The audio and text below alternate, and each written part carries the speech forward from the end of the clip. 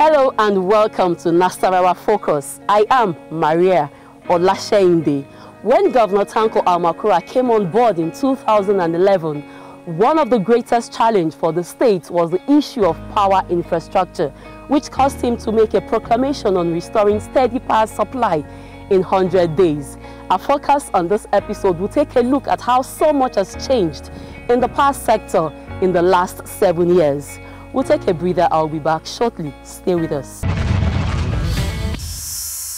More than a century after Thomas Edison invented the light bulb, a large part of Africa still remains in the dark, as erratic power supply continues to create blankets of blackouts.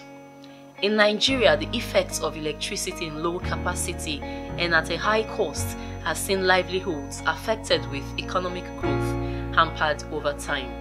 Realizing that no community can be an island of prosperity, Governor Tanko Almakura took conscious collaborative steps in 2011 to boost electricity in Nasarawa State by linking up with the federal government.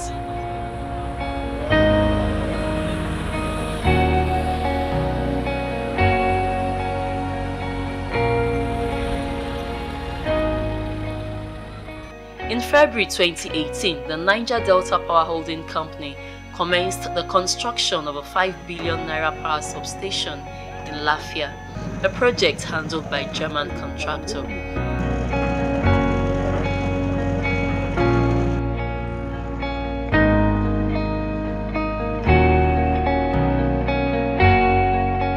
According to statistics, the source of power currently in use in Lafia is about 33 kVA, and this is unable to meet increasing demand of the state capital's growing population.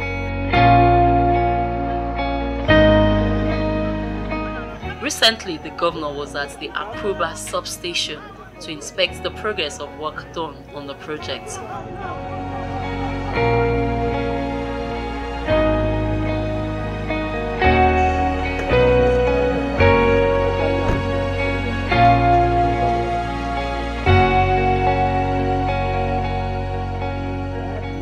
In the end, he spoke with a sense of accomplishment and gratitude to the federal government, noting that when he came on board 7 years ago, the greatest challenge for the state was the issue of power and infrastructure. We have got the robust infrastructure of 330, which will be stepped down into 132, and then to be distributed to all our appliances with 33.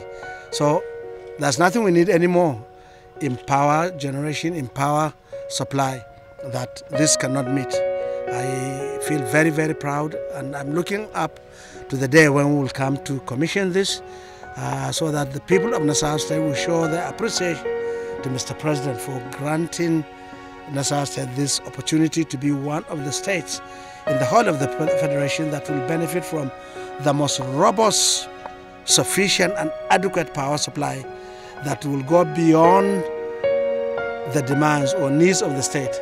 It is likely that there could be a transfer of conveyance of this power beyond Nasarawa to the corridor of the federal capital.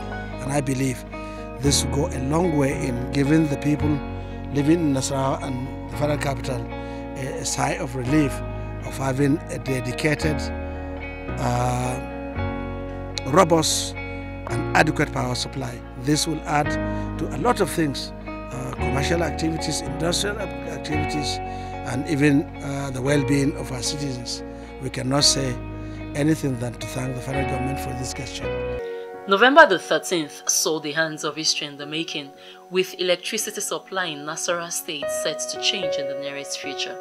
The federal government signed a memorandum of understanding with the state government to enable a takeover and complete the Fariroa Dam project. The projects conceptualized in 2001 with the intention of providing no fewer than 20 megawatts of electricity to Nasarawa State was stalled due to poor funding. Minister of Water Resources Suleiman Adamu, while signing the MOU in Abuja, said the effort was part of federal government's commitment to complete all ongoing and abandoned water projects in the country.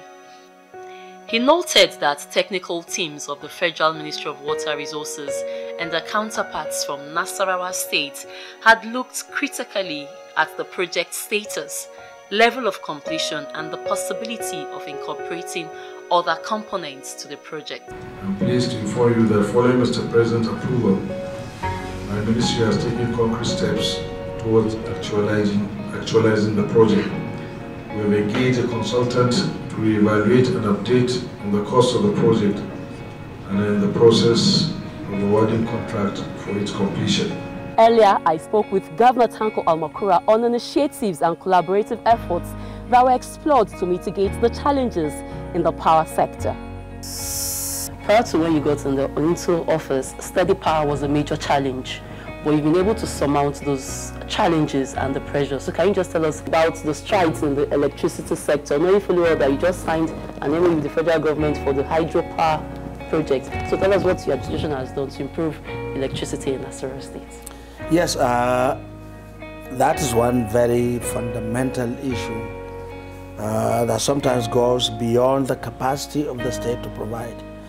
Even when we wanted to make an in-house independent power project of Pararua, the capacity of the hydropower project would not be more than 100 megawatts. That is nothing to write home about as far as Nasarawa State is concerned, with over 3 million people. So the Pararua project is more of a modular or cottage independent power project that can service the people within only a senatorial zone or 2 or 3 townships. However, looking at the population of the people of Nasarawa State and looking at our proximity to the Federal Capital Territory, there is so much demand for power because all kinds of activities, apart from residential demands, there are also commercial and industrial demands that put the state power source at very serious pressure. I remember when I came aboard in 2011, I haven't seen the kind of challenges people were facing with power. We had to initiate a project of power in 100 days. Okay. In my first 100 days, we bought more than 100 transformers. We have linked up more than 100 villages to ensure that power was brought close to the people. But that was just an ad hoc intervention. What was in my mind was, how do we have an enduring solution to power challenges in Nasarawa State? God so kind, the federal government through the NIPP project is having a 330 line that comes from Enugu to Makurdi and passes through Jos. It's a high tension line of 330. And since I came aboard in 2011, my preoccupation was to relate with the Office of the Vice President and NIPP to see to it that Nasarawa State is considered for a step down transformer that will make the people of Nasarawa State benefit from this robust infrastructure. It was not an easy thing. It took me more than 4 years shuttling between Nasarawa State and Office of the Vice President and NIPP to get the attention of the office to consider Nasarawa State for this project. I am happy to say that with the intervention of the Office of the Vice President and the commitment of NIPP, Nasarawa State is now a beneficiary of not only the 330 line, which is the most robust power infrastructure you can find in the country. Is now domesticated in Nasarawa State with the help of 132 kVA, which will feed the 33 kVA that will go to all the homes. So as it is, Nasarawa State has a full package of power intervention by the federal government. By January, I can assure you that the people of Nasarawa State will be smiling by getting adequate power supply that will not likely cease and may not need any upgrade in the next 100 years. So as I speak to you, I'm a very happy person on behalf of the people of Nasarawa State, and to also thank Mr. President and the Office of the Vice President and NIPP for deploying all the efforts in putting Nasarawa State within the map of the state that will soon benefit from this power supply. It is projected that the Farinruwa Dam, when completed, would have a capacity of about 73 million cubic meters and will be a major source of irrigation, water supply and hydropower generation, effectively improving the lives of the people in the community and its environs.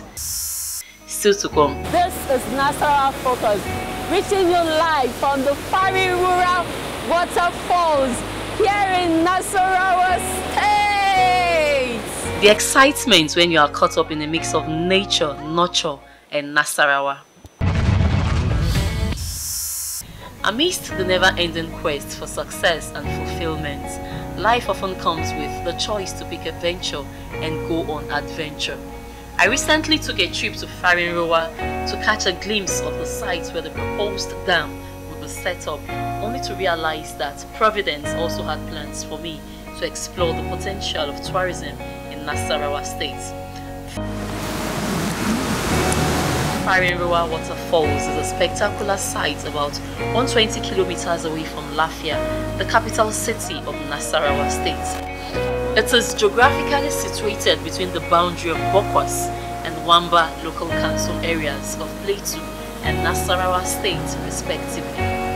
According to historical records, the waterfall was first discovered by foreign explorers in the 1950s. Fast forward to 2018, and like those before me, I and my crew set out on a field trip of a lifetime. From a distance, sights of what looked like a white painting glittering under the sun on a rocky canvas caught our attention. The more we reached out, the more we realized we still had a long way to go as we drove through villages, rough terrains, and sometimes in the middle of nowhere, surrounded by green vegetation. After more than 3 hours on the road, we got to a point where the Nasarawa State-owned Hilux van, taking us to our destination, couldn't go any further.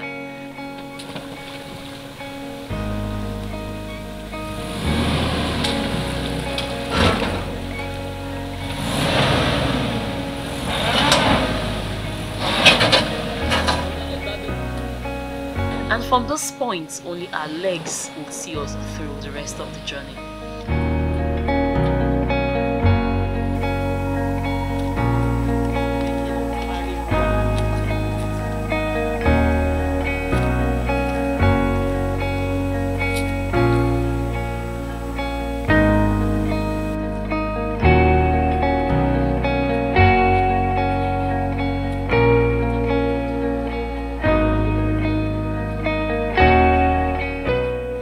It didn't take too long before I realized that such an adventure is not for the weak, and sometimes even the brave needs a shoulder to lean on.